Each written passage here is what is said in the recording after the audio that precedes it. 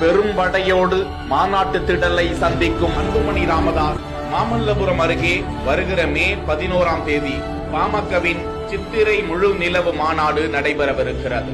இந்த நிலையில் மாநாட்டுக்கான ஏற்பாடுகள் திடல் அமையும் இடத்தை அன்புமணி ராமதாஸ் பெரும் படையோடு சென்று ஆய்வு செய்து வருகிறார். சித்திரை முழு நிலவு வன்னியர் இளைஞரணி பெருவிழா மாநாட்டை வெற்றிகரமாக நடத்தி காட்டுவது, அந்த மாநாட்டுக்குழு தலைவராக தனது தந்தைதான் தன்னை நியமித்திருக்கிறார் என்றும், பாட்டாளி சொந்தங்கள் விரும்பும் வலிமையான கூட்டணியை தனது தந்தையின் வழிகாட்டுதலுடன் அமைக்க வேண்டியது பெரும் கடமை என்றும் அந்த அறிக்கையில் குறிப்பிட்டிருக்கிறார்.